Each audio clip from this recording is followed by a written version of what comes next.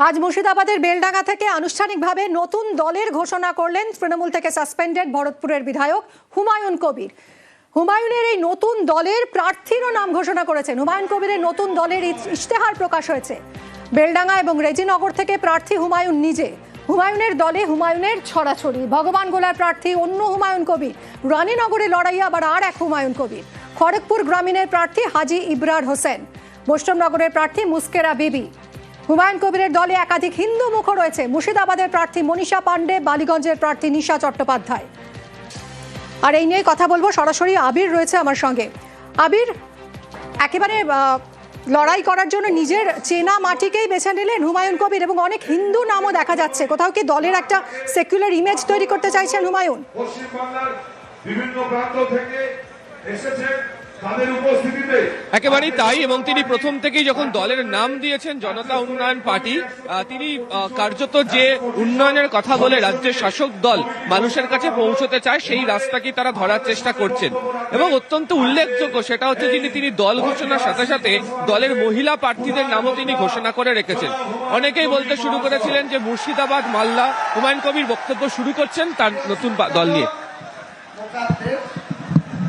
মঞ্চে উপবিষ্ট সম্মানীয় অতিথিবর্গ, মঞ্চের সামনে লক্ষ লক্ষ মানুষ, সকলকে আমার সালাম, আদাব, নমস্কার, শ্রদ্ধা, ভালোবাসা, স্নেহ জানাই।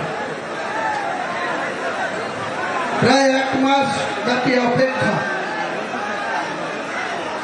আপনারা জানেন যে গত 4 ডিসেম্বর আমাদের রাজ্যের মাননীয় মুখ্যমন্ত্রী তৃণমূল দলের চেয়ারপারসন এবং তার দলের একজন কলকাতার মেয়র, আরবান দপ্তরের মন্ত্রী জনাব ফিয়াদ হাকিমকে দিয়ে তিনি কি বলেছিলেন? তিনি বলেছিলেন যে আমার রেজিনগরে বাড়ি, আমি কেন বেলডাঙ্গায় মসজিদ বানাতে যাব? তো রেজিনগরে বাড়ি, বেলডাঙ্গায় মসজিদ করা যাবে না। এটা কোন সাংবিধানিক কথা? কোন মুসলিমের কোরআন হাদিসের কথা? ভারতবর্ষের যে কোনো প্রান্তে মুসলমান তার নামাজ আদায় করার জন্য আল্লাহর ঘর, মসজিদ বানাতে পারে। পারে কি পারে না? তাহলে এই যে ক্রস মুসলিম, ক্রস কেন বলছি?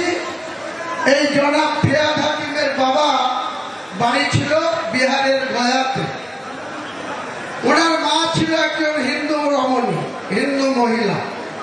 তিনি আর পৃথিবীতে নেই। মৌলানা আজাদ কলেজের অধ্যাপিকা ছিলেন। তাহলে মা হিন্দু, বাবা মুসলিম, ওই জন্য ক্রস করলাম। অর্ধেক মুসলমান, অর্ধেক হিন্দু। তিনি আমাকে সাসপেন্ড করার সময় এই মুর্শিদাবাদ জেলার একজন মন্ত্রী, যার কোনো কাজ নাই, কোনো ফাইল রিসিভ করতে পারেন না, তার দপ্তরের মাথায় বসে আছেন মাননীয় মুখ্যমন্ত্রী স্নেহধন্য অরূপ বিশ্বাস মহাশয়, পাওয়ার মিনিস্টার। তার এমএস আছে আকরুজ্জামান। আমি একবার আমার এক নিকট আত্মীয়, এক বোন, মালদা ইংলিশ বাজারে বিয়ে হয়েছে। এই পাওয়ার দপ্তরে তিনি উচ্চ পদে আসীন আছে, একই জায়গায় পোস্টিং আছে প্রায় 10 বছর ধরে। এই আকরুজ্জামান আমার বন্ধু, একসঙ্গে দীর্ঘদিন কংগ্রেস করেছে।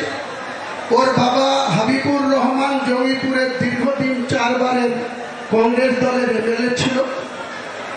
ও পেশায় অ্যাডভোকেট। ও প্রণব মুখার্জি, প্রায়ত রাষ্ট্রপতি বা কংগ্রেস নেতা, ভারতবর্ষের বিভিন্ন পদে ছিলেন। সেই প্রণব বাবু খুব স্নেহধন্য ছিলেন। আমরাও একসময় প্রণব বাবুর খুব স্নেহধন্য ছিলাম। আমার বাড়ি থেকে বীরভূমের কিন্নাহারের প্রণব মুখার্জির বাড়ি মিরিটি গ্রাম, ঠিক 32 কিলোমিটার।